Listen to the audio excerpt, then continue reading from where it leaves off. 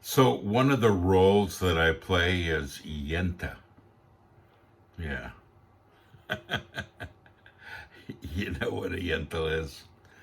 It's somebody in the Jewish culture who introduces couples, finds a mate for them, and they get married.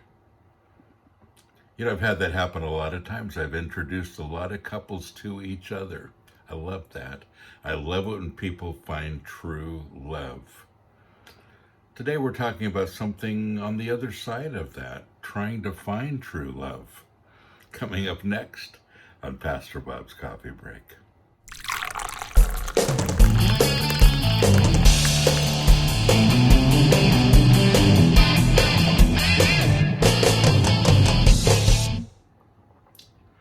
I have been forgiven. It's our mug for the month.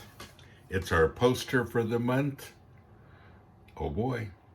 Just go right here. wearemetalwearefamily.com. You can get that. You can get all of our stuff. And let me remind you that I do another podcast from my book, Metal Devo, Metal Devotional. And Metal Devo is a 365-day devotional. If you're using it, thank you. If you're not, what?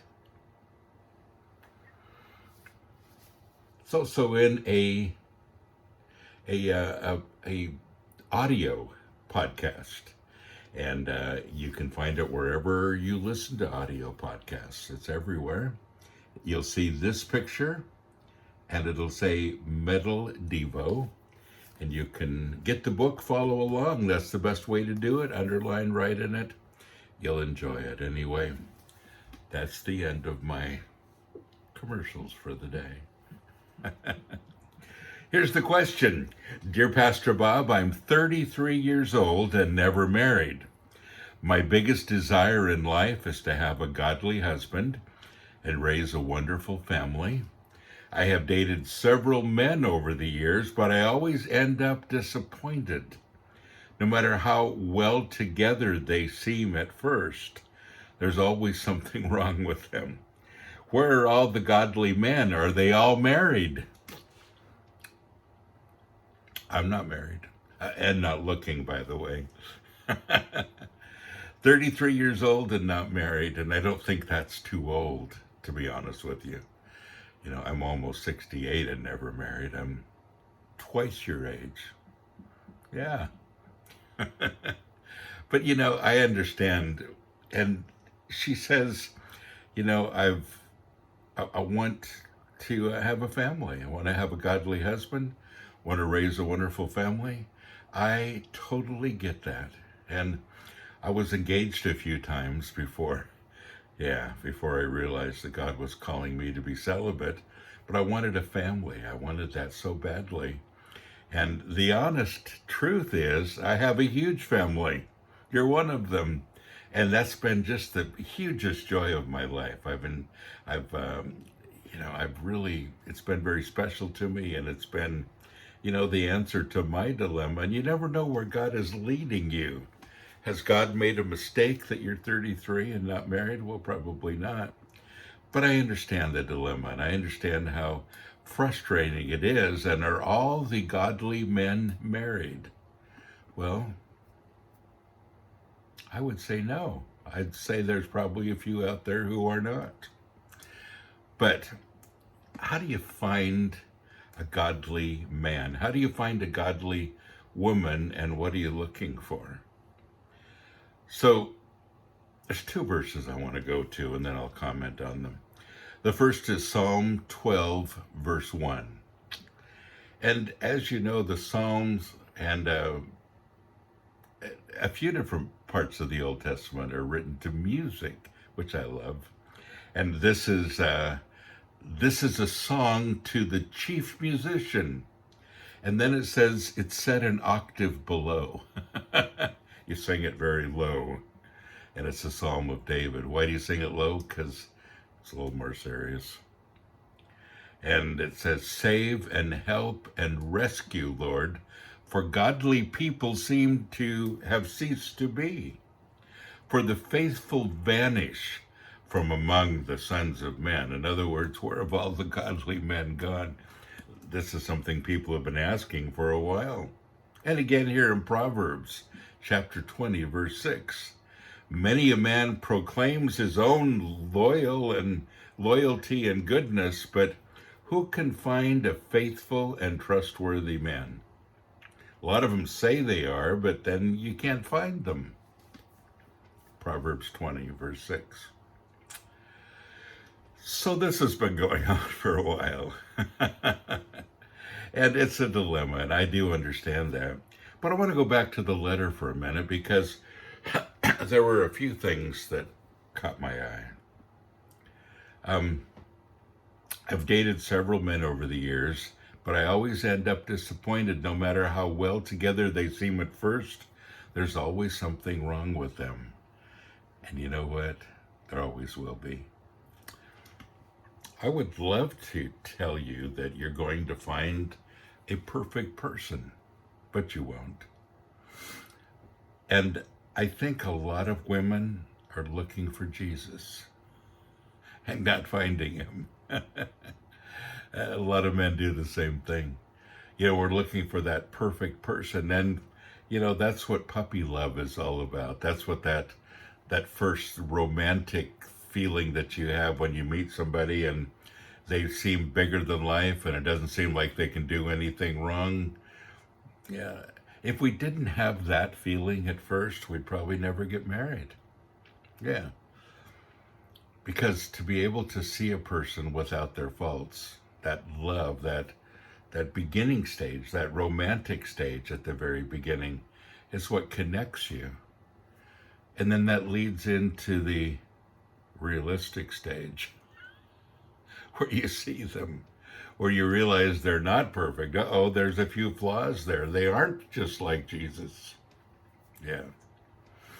And then after a while, and you've worked through a bunch of stuff, and you realize that neither one of you are perfect, and you work through it all, then you get to the secure stage where you realize that you can live the rest of your life together, that you know each other's faults, but you love each other anyway.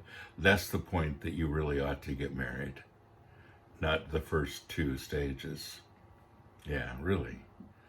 Because I think we would cancel all the divorces if we could just do that, just really get to know each other. And after the romantic stage is lifted, a lot of people get married in that stage, and the divorce rate is very high if you do, because you don't know the person yet. When the romantic stage gets into the realistic stage, where you see them and all those things that you thought were cute before are not so cute anymore, now they're a problem. And and then you get to the secure stage, and romance comes back during the secure stage, because you can deal with it. Folks, we deal with ourselves. We're not perfect. We can deal with another person who isn't perfect too, or a lot of others who aren't. And raising a wonderful family, well, part of that wonderful is going through difficulties with them too.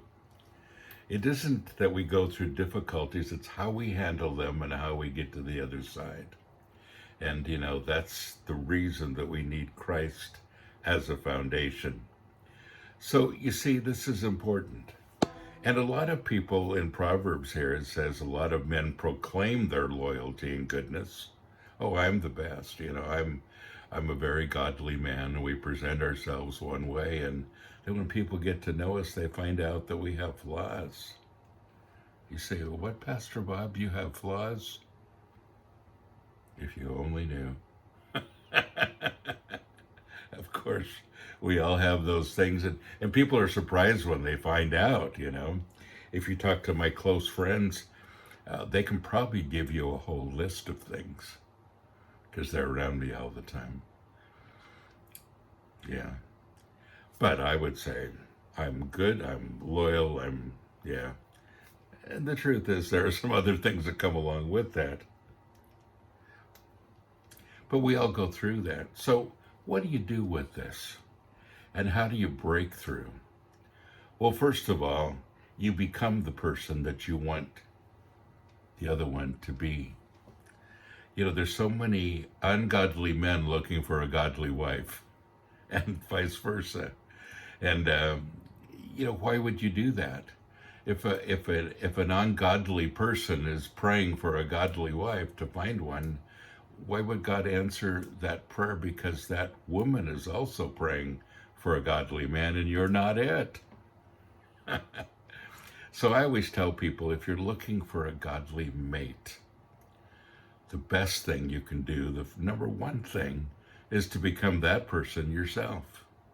Because you see, when you work on you, well, then some things begin to happen and it opens up a door.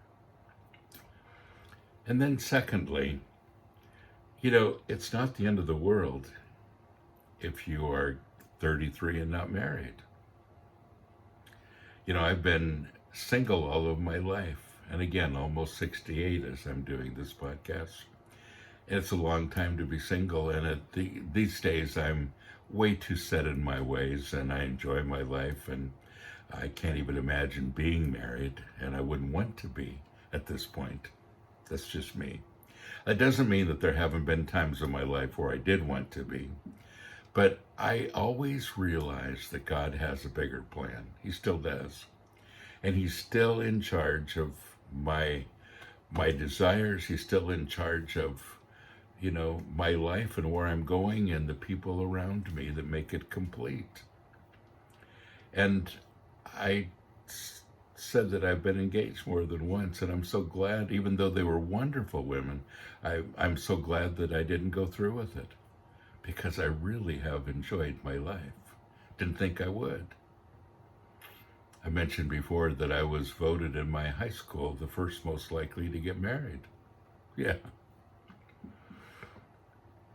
And I'm the only one that didn't. So, yeah, and when I say only one, you say, well, isn't that, I only had 19 people in my graduating class, so it's not a huge statement. But she says, I always end up disappointed. And, I would say there's a couple cures here. One is to become that person. And secondly is to really put it in God's hands. You say, well, I've been putting it in God's hands, and now I'm frustrated. And so that means you gave God a limit then, didn't you? You've already assumed that 33 is too old and something is wrong here, and God's not listening because this is your plan to be married by now.